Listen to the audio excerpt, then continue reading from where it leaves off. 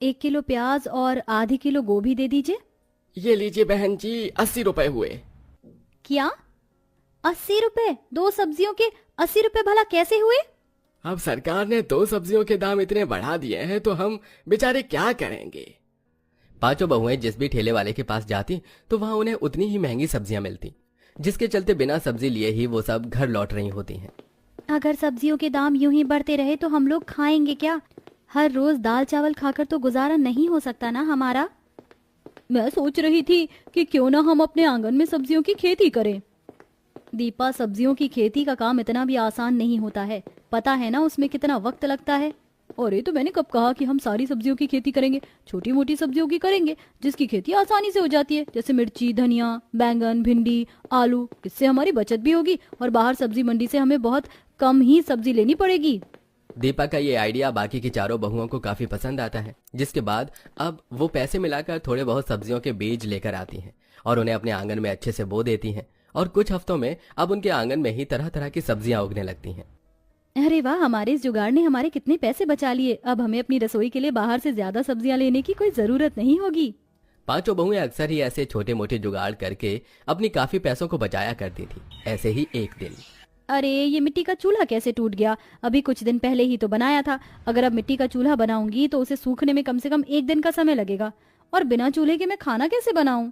चूल्हा टूट जाने की वजह से सभी बहुएं खाना कैसे बनाएं, इस बात को लेकर परेशान हो रही होती हैं कि तभी उन पांचों जुगाड़ू बहुओं में से कोमल चूल्हे में से बची हुई लकड़ियां निकालती है और अपने आंगन से कुछ लकड़ियां ले आती है, जिन्हें वो ईंट के घेरे में रखकर अच्छे से बांधकर जलाने लगती है। अरे वाह, क्या बात है कोमल, मिट्टी का चूल्हा टूट गया और तुमने लकड़ी का चूल्हा बना दिया। इस पर तो अब हम आराम से खाना बना लेंगे। देखा मेरा कमाल, अब हमारे पास 2-2 चूल्हे होंगे, एक लकड़ी का और एक ये मिट्टी का। अरे पांचों जुगाड़ू बहुएं आराम से उस लकड़ी के चूल्हे पर खाना बनाती हैं। अक्सर जुगाड़ करने के साथ साथ एक दूसरे के काम में भी काफी मदद किया करती थी। जैसे अगर मधु सब्जी काटती तो कोमल आटा गूंथती, वहीं आंचल सब्जी बनाती और महक चावल बनाती। हमेशा इसी तरह मिलकर और जुगाड़ से पांचों बहुएं अपने ज्यादातर कामों को आसान कर लिया करती थी। आप लोग ऐसे क्यों जा रहे हैं? मत जाइए ना, आप लोगों के बिना हम काफी अकेली हो जाएंगी। आप लोग यहाँ कर तो रहे हैं काम, कम पैसों में भी हमारा ठीक ठाक गुजारा चल रहा है। हम किसी भी दिन भूखे नहीं सोते हैं, वो क्या कम है? अरे आंचल, तुम लोगों को ऐसे छोड़कर शहर जाते हुए भी हमें अच्छा नहीं लग रहा है, लेकिन हम पांचों भाई शहर घूमने फिरने के लिए तो नहीं जा रहे ना, बल्कि इसलिए जा रहे हैं कि वहां पर हम अच्छी नौकरी ढूंढ सकें।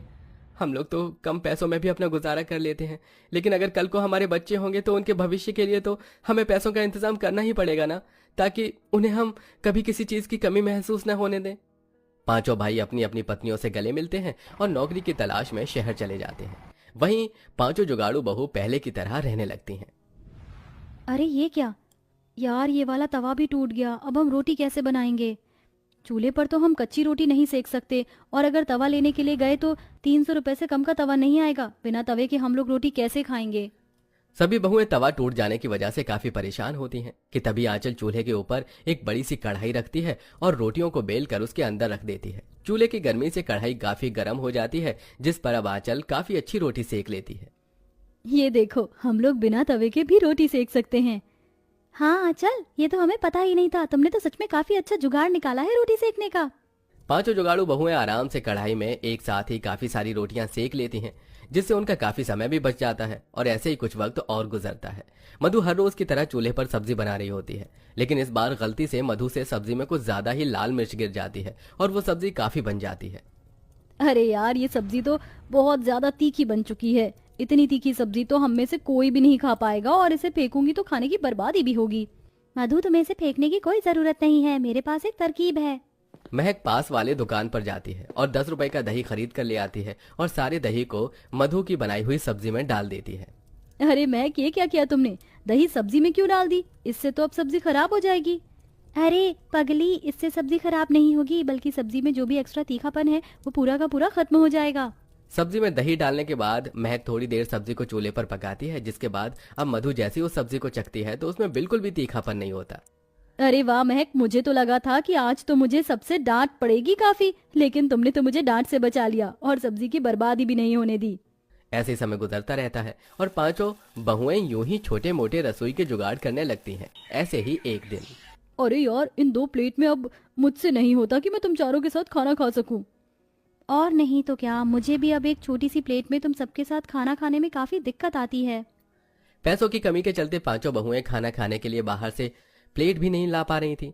घर में रखी 2 छोटी छोटी प्लेटों में ही अक्सर उन पांचों को एक साथ खाना खाना पड़ता था, जिससे उन्हें खाना खाने में काफी दिक्कत होती थी।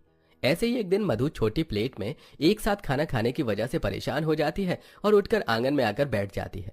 तभी आंगन में लगे एक बड़े से केले के पेड़ पर मधु की नजर जाती है। उस केले के पेड़ पर लगे बड़े बड़े केले के पत्तों को देखकर मधु को काफी अच्छा आइडिया आता है।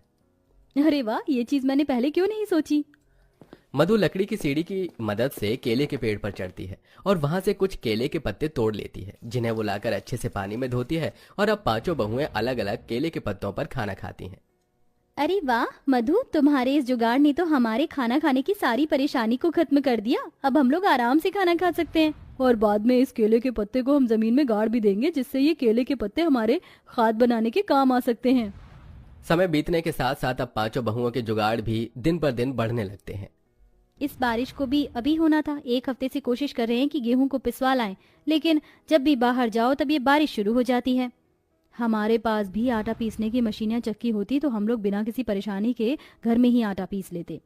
अगर हम चाहें तो हम लोग हाथ वाली चक्की घर में बना सकते हैं। चक्की तो ज्यादातर सीमेंट या पत्थरों की होती है। हम लोग सीमेंट की मदद से आराम से चक्की को बना सकते हैं। जैसे ही हल्की सी बारिश कम होती है तो महक जाकर दुकान से थोड़ा सा सीमेंट खरीद लाती है और उसमें पानी डालकर उसका घोल बनाकर उसे सूखने देती है। ऐसे ही वो 2 बार करती है और अब एक मोटे लकड़ी की मदद से वो 2 सीमेंट को हिस्सों को जोड़कर उन लकड़ी उनके बीच में लगा देती है। अब उनके अच्छे से सूखने के बाद जैसे ही उसमें गेहूं डालकर उसे सीमेंट की चक्की को लकड़ी की मदद से घुमाने लगती है तो बिना किसी परेशानी किए आराम से आटा पिसने लगता है। एक बात तो कहनी पड़ेगी, आज तक हम लोगों ने जितने भी जुगाड़ किए हैं उन जुगाड़ में से ये सबसे बेस्ट जुगाड़ था। पांचों बहुएं अब बारी बारी कर उस जुगाड़ से बनाई हुई चक्की में आटा पीसने लगती हैं। वहीं ये बात अब वहां आसपास के पड़ोस में भी फैला देती हैं, जिसमें कई सारे लोग अब दुकान पर आटा पिसवाने के बजाय उनके पास आटा पिसवाने के लिए आते हैं। उन्होंने अपने आंगन में जो सब्जियां उगाई थी अब वो उन्हें भी बेचने लगती हैं और अब उनका ये जुगाड़ उनकी कमाई का जरिया भी बन जाता है। साथ ही मुझे लगा नहीं था कि हम हफ्ते भर में इन जुगाड़ों से इतनी अच्छी कमाई भी कर लेंगे। अब तो बस हमारे पति के आने का इंतजार है। ऐसे ही कुछ समय गुजर जाता है और पांचों बहुएं यूं ही कोई ना कोई अलग जुगाड़ करती रहती हैं और तकरीबन कुछ महीनों के बाद पांचों बहू के पति भी अब शहर से वापस आ जाते हैं और साथ में अच्छे खासे पैसे भी लाते हैं, जिनकी मदद से अब वो लोग अपने छोटे से गांव में ही अपने खुद का कारोबार शुरू करते हैं। वहीं अपने जुगाड़ से उनके कारोबार शुरू होने में मदद करती हैं और पूरा परिवार मेहनत और जुगाड़ से अपनी परेशानियों को हल करता है और अब साथ में हंसी खुशी रहते हैं। आपके घर में किस चीज पर खाना बनता है, गैस या चूल्हे पर? कमेंट करके जरूर बताइएगा।